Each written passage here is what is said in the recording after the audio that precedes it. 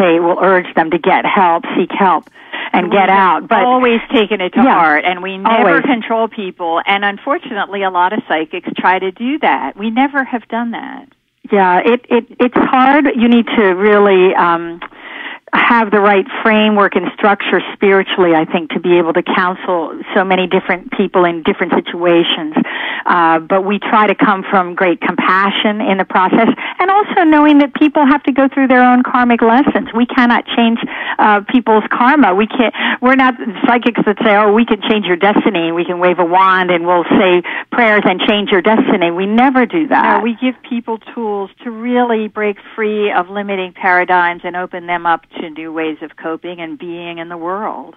I like it that you continued a long-standing practice and what will be for the remainder of your life in Buddhism and in meditation and in your prayers and chanting and keeping your instruments really clean. You have I to. think that is extraordinary commitment, aside from having your robust and diversified gifts.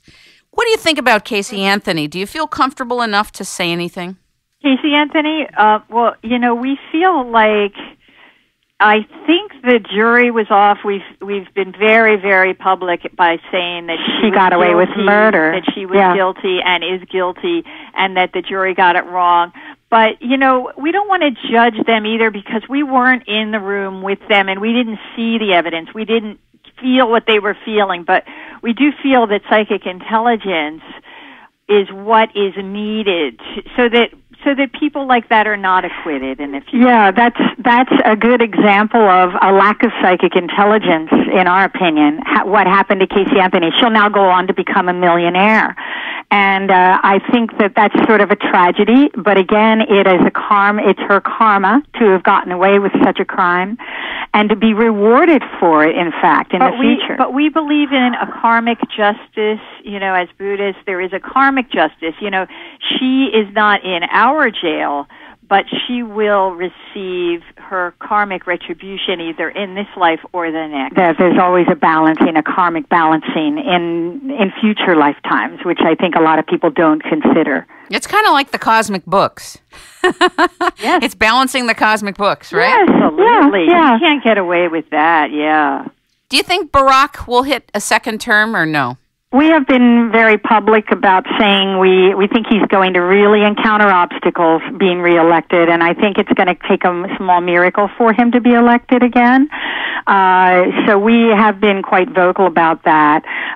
We don't like to discuss politics too much because people assume that we're aligning with a certain party. We're nonpartisan psychics. If we see somebody, doing well in an election or getting the nomination, it never means we are rah-rahing for them. We're not, campaigning for that person or aligning with their policies. You're both very tactful. I like the way you navigate the question and the terrain. Thank you. I know that the Pentagon knocked on your door for Project Foresight, which you can't talk about, which I respect. But we have done some work with the Pentagon, but we can't really. Of course, exactly. But do you think that because you are of service to the Pentagon, that you are being monitored or watched? Do you feel as free as you did before? And can you respond to that? We're definitely being monitored and watched. I'm sure they have a pretty fat file on us at this point. Because well, they shut down our website, as you know, when we predicted 9/11. Our website, which had our prediction of 9/11 in detail on it, was erased. It was taken down. Well, all the websites that had our 9/11 information and predictions on it were absolutely taken down after 9/11 happened. And we were not allowed to talk about that or the 9/11 prediction on television for the next 7 years. No producer would let us talk about any of this on television. It was like being straitjacketed and muzzled. And then when we finally were able to talk about it on Dr. Keith Abloh and on CBS, in 2007, Psychic Children, which was a film that was a hit film that aired all over television and all over the world, actually. They finally played it, the actual 9/11 prediction. They played that for the first time just a few years ago, and people thought, oh, now they predicted 9/11, like we were suddenly inventing it. We were not keeping it a secret. We were just muzzled by the media for whatever reason. And there are news stations in Australia that are claiming that prediction is missing. It is not. It's not missing. It's anywhere you want to find it. Premier Radio, Art Bell, Coast to Coast AM, November 2nd, 1999. Look it up, folks.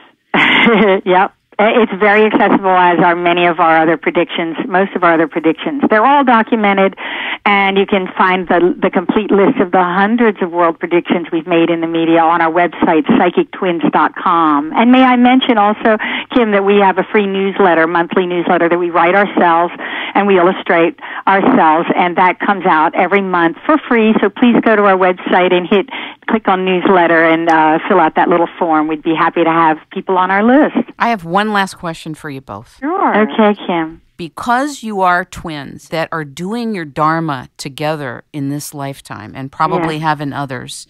Yes.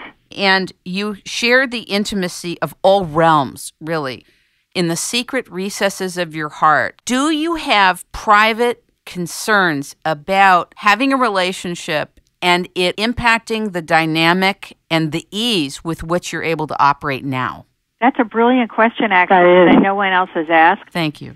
I think, yes.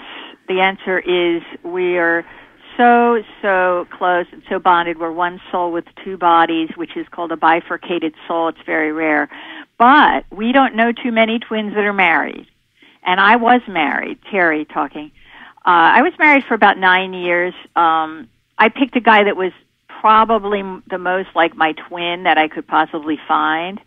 But, the twin bond is so strong, and I almost hesitate to invite a romantic relationship in because we've worked our entire lives, decades on our relationship with one another, and I think that men, relationships can be very distracting to our work. So that's a brilliant question. Yeah, we're uber focused on helping people with our work and elevating consciousness on the planet, holding a vibration for people. So that's so much of a focused concern for us. We work pretty much every day of the week for, 30 years now. Yeah, it's really a mission. So it's a mission for us. It is a joint mission. And we even have a mission statement, and it's something we recommend people do is write out their own mission statement and link it with a bigger cause. And that, I think, will help people realize their own dreams as ours are being realized. Yes, for us, it's world peace. The bigger cause is always world peace.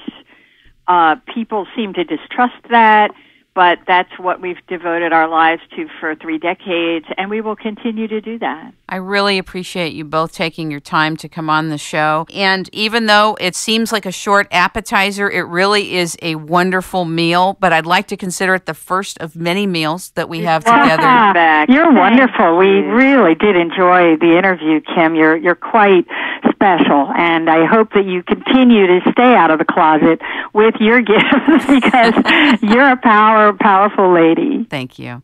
Ladies and gentlemen, we have been talking with, learning from, and listening to the psychic twins, Terry and Linda Jamison. You can reach them by going to psychictwins.com, and we hope to have you back soon. Thank you so much for being with us. Thank you, Kim. It's a date.